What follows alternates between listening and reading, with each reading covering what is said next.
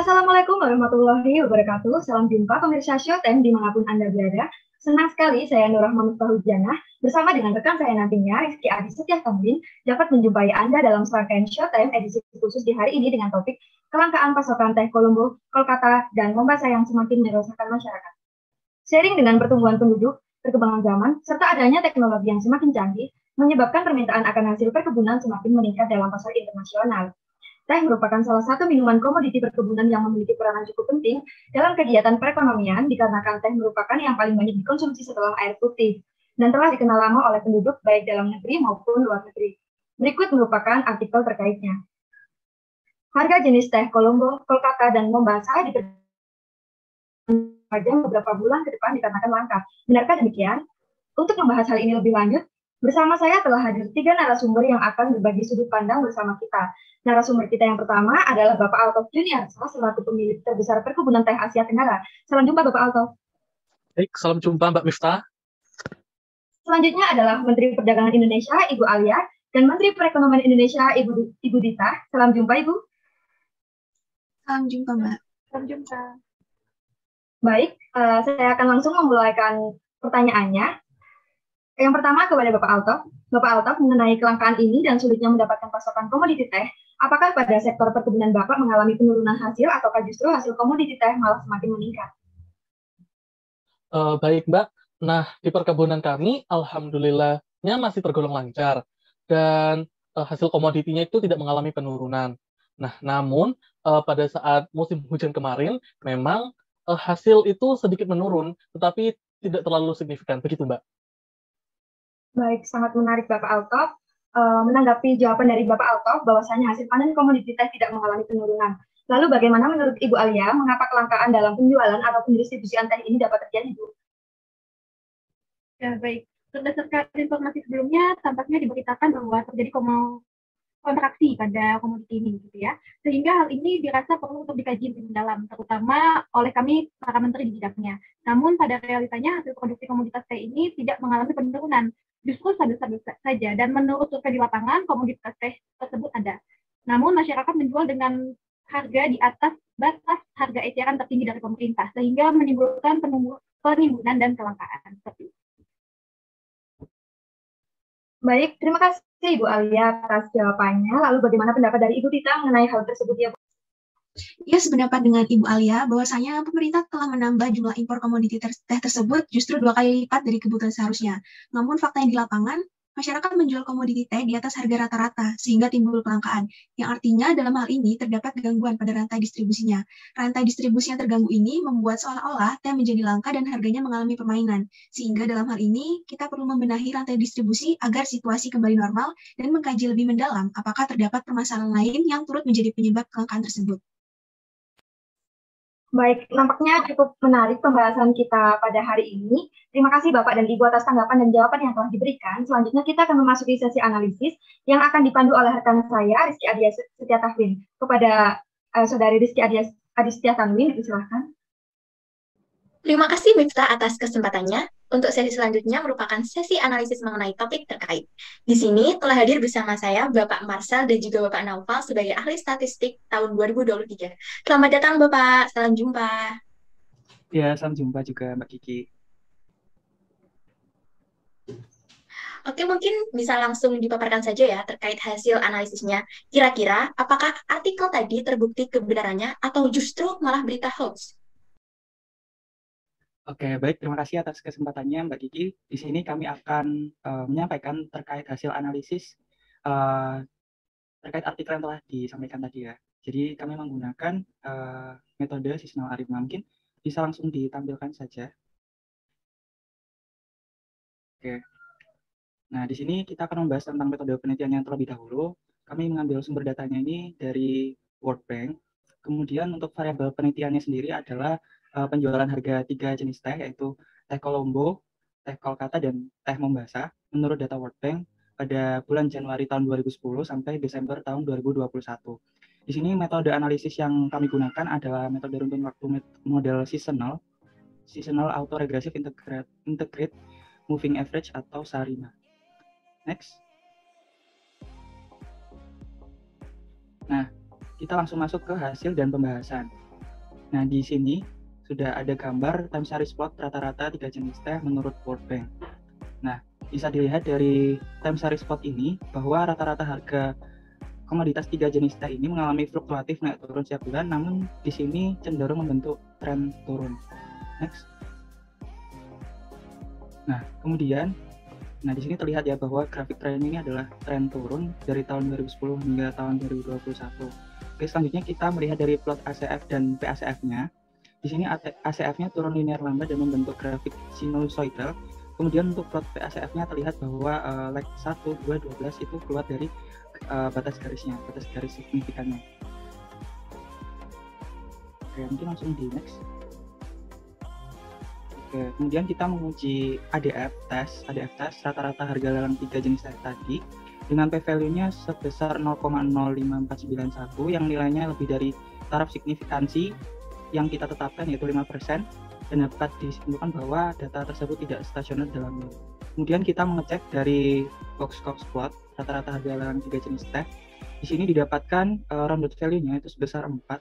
Nah, maka di sini perlu dilakukan transformasi box-cox. Nah, setelah kita transformasi box-cox, didapatkan hasil bahwa rounded value-nya menjadi 1. Nah, berarti dapat disimpulkan bahwa data tersebut sudah stasioner dalam varians. Nah, dari hasil uji ADF dan transformasi box-cox ini, maka data yang tadi itu bisa kita lakukan differencing ya, karena tadi belum stasioner dalam min. Oke, langsung di next. Oke, di sini ada grafik tren plot ACF dan PACF dari hasil yang belum stasioner dalam min tapi sudah stasioner dalam varians.